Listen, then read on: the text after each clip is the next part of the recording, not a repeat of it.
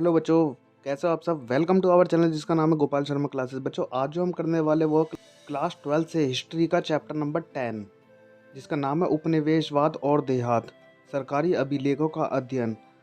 जितने भी important question है सबों का एक सीरीज बना दी गई है, जिसमें बच्चों जितने भी इम्पोर्टेंट क्वेश्चन है इसके सभी का मतलब एक वीडियो बना दिया गया है।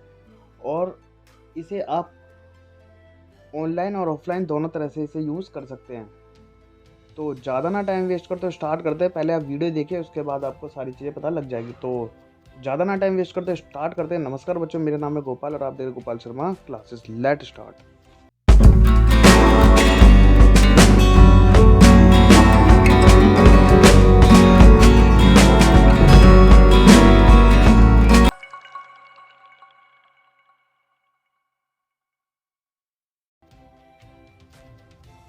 ईस्ट इंडिया कंपनी ने राजस्व राशि निश्चित कर दी थी जो प्रत्येक जमींदार को अदा करनी होती थी। जो जमींदार निश्चित राशि नहीं चुका पाता था उनसे राजस्व वसूलने के लिए उनकी सारी संपदा नीलाम कर दी जाती थी। और ये किस व्यवस्था के तहत था?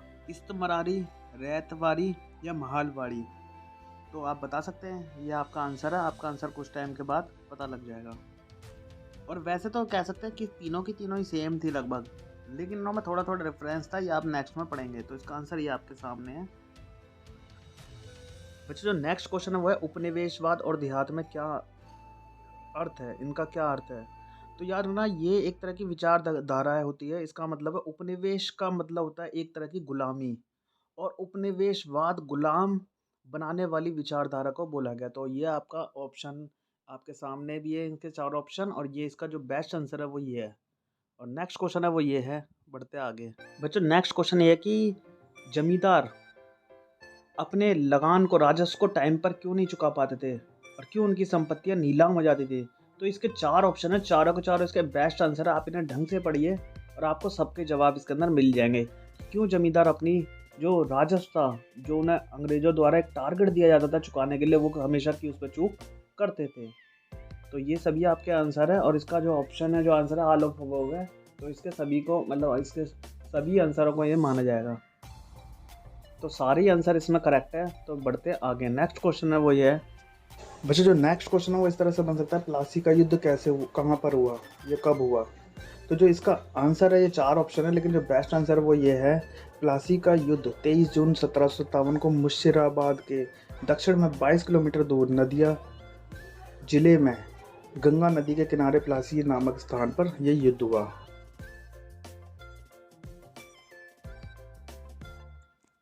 तो बच्चों, जो नेक्स्ट क्वेश्चन है वो ये कि जो स्थायी बंदोबस्त था उसके किसानों पर क्या बुरे परिणाम हुए। तो इसका आंसर है कि स्थायी बंदोबस्त से किसानों के पास अपनी जमीन बचाने के सारे जो होते विकल्प खत्म हो गए। दूसरी बात, उनका शोषण बढ़ता ही चला गया।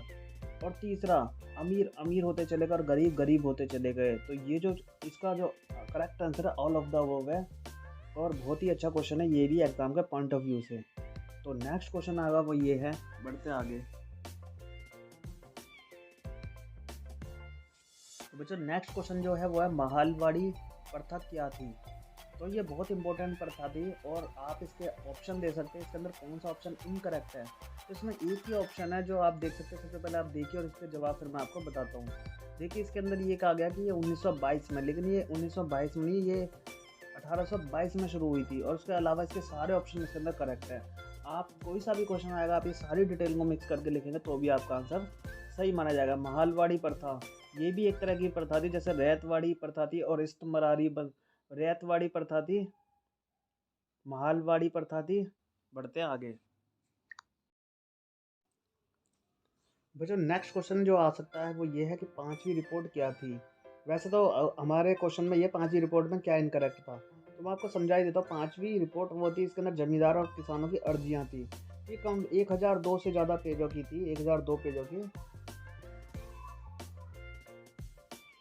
और एक और चीज़, इसके अंदर क्या था, 100 से ज़्यादा किसानों ने जो 100 से ज़्यादा अर्जियां थी वो गलत है। इसमें काफ़ी किसानों की अर्जियां थी। तो बढ़ते आगे नेक्स्ट क्वेश्चन। इसका ऑप्शन ये है और आप इसे देख सकते हैं, आपको समझ में आ जाएगा। सारे ऑप्शन आपके सामने हैं। और जो नेक्स्ट क्वेश्चन है वो ये आएगा।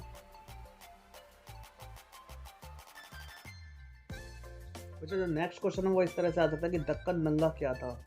यार ना इसका आंसर है दक्कन दंगा जो था वो किसानों के द्वारा जितने भी रैयत थे, रैयतों के द्वारा जो जमींदार थे उनके खिलाफ में एक किया गया आंदोलन था, विद्रोह था। इसके अंदर उनकी सारी प्रतियों को लिया गया, जला दिया गया। और ये तारीख है आपके सामने है, आप इसे देखकर आंसर कर सकते हैं। और और इससे रिलेटेड जो भी इंफॉर्मेशन है आप उसे कमेंट बॉक्स में लिख सकते हैं। तो बच्चों नेक्स्ट क्वेश्चन है वो इस तरह से है, बढ़ते आगे। बच्चों नेक्स्ट क्वेश्चन है वो इस तरह से आ सकता है कि फ्रांसीसी बुकानन कौन था, या इनमें से कौन सी बात जो फ्रांसीसी बुकानन के बारे में सही है। तो इस तरह से क्वेश्चन आ सकता है, या सही नहीं है, इस तरह से क्वेश्चन आ सकता है। तो बच्चों ये जो आपके सामने डिटेल है, सारी की सारी डिटेल ही आप तसल्ली से पढ़िए, आपको बुकानन के बारे में डिटेल भी पता लग जाएगी। ठीक है, ये बुकानन क्या थे, एक तरह से इन्होंने सारा का सारा वहाँ पे बंगाल का मानचित्र तैयार किया था। मतलब बंगाल के बारे में ये डिटेल्स जो थी वो इनके पास थी काफ़ी। इन्हें एक चिकित्सक भी थे, इन्हें इतिहासकार भी मतलब माना गया है। और इन्होंने बाद में अपनी मदर का भी सरनेम मतलब इस्तेमाल किया था। तो ये इसका ऑप्शन है, आप इसे तसल्ली से कर सकते हैं। तो नेक्स्ट क्वेश्चन है वो इस तरह से आ सकता है।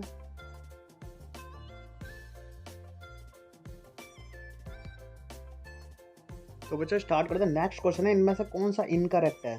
तो 4 ऑप्शन है, तो इसमें संथाल और पहाड़ियों के बारे में बता रखा, तो बता सकते हैं, बता देता हूँ मैं आपको कि संथाल जो थे और जो पहाड़िया थे, पहाड़िया लोग पहाड़ पर रहते थे और वो अपनी गुजर बसर करते थे। लेकिन संथालों को अंग्रेजों ने, ब्रिटिशों ने मतलब अब जानबूझकर उनको हटाने के लिए क्या किया, उनको नीचे ज़मीन दी गई। और ज़मीन दी गई, उसका नाम दिया गया दामिने कोय। दामिने कोय ऐसी ज़मीन जहाँ पर वो मतलब अपना घर बार बसा सकते हैं। मतलब ये बात सही नहीं है, क्योंकि संथालों का और पहाड़ियों का काफ़ी विद्रोह हुआ, जिसमें फ़ायदा किसका हुआ, फ़ायदा इसमें इनडायरेक्ट में अंग्रेज़ों का ही हुआ। तो ये इसमें डिटेल इनकरेक्ट है। तो और बढ़ते आगे, जो नेक्स्ट क्वेश्चन है वो इस तरह से आ सकता है कि बच्चों नेक्स्ट क्वेश्चन इस तरह से आ सकता है कि रैयतवाड़ी प्रथा क्या थी। बहुत इंपॉर्टेंट है। रैयतवाड़ी प्रथा वो प्रथा थी जिसमें किसानों को एक लगान चुकाना पड़ता था, लेकिन अगर वो नहीं चुकाने पाने की शर्त कंडीशन में उनकी ज़मीन छीन ली जाती थी और धीरे धीरे लगान बढ़ाते चले गए।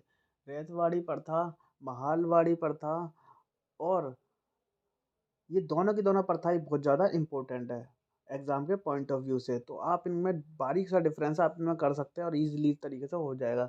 रैयतवाड़ी या इस्तमरारी बंदोबस्त, या रैयतवाड़ी या महालवाड़ी प्रथा, तीनों के तीनों जो बंदोबस्त है तीनों ही इंपॉर्टेंट है एग्जाम के पॉइंट ऑफ व्यू से। तो आप क्या कर सकते हैं, आप तीनों को इसमें समझ सकते हैं। बच्चों जो नेक्स्ट क्वेश्चन है वो ये है कि पहाड़ी लोग क्या काम करते थे। तो इसका आंसर है पहाड़ी लोग खाने के लिए महुआ के फूल का इस्तेमाल करते थे, और पहाड़ी लोग खाने के लिए महुआ के फूल और रेशम की लाल काठ, कोयला बनाने के लिए लकड़ी का इस्तेमाल किया करते थे। और रेशम की लाल काठ बनाने के लिए कोयले लकड़ी का प्रयोग करते थे। तो ये है इसका आंसर। पहाड़ी लोग राजमहल की पहाड़ियों के आसपास रहते थे, जो आज के टाइम में पश्चिम बंगाल के अंदर मौजूद है। वे जंगल की उपज पर निर्भर थे तथा झूम खेती किया करते थे, तथा पेड़ के नीचे के छोटे छोटे पौधों को जानवरों के लिए इस्तेमाल किया करते थे। मतलब झाड़ियों का इस्तेमाल जानवरों के लिए किया करते थे। तो बच्चों इसी के साथ ये वीडियो यहीं ख़त्म होता है। नेक्स्ट वीडियो जो आएगी वो बहुत ही जल्दी आएगी। अभी फ़िलहाल के लिए आपको ये वीडियो कैसा लगा, अगर आपको वीडियो थोड़ा वैल्यूबल लगे तो आप इसे लाइक कर सकते हो, अपने दोस्तों का शेयर भी कर सकते हो। तो मिलेंगे नेक्स्ट वीडियो के साथ जो कि बहुत ही जल्दी आएगी। टिल देन हंसते रहिए और मुस्कुराते रहिए, देखते रहिए Gopal Sharma classes. Good bye.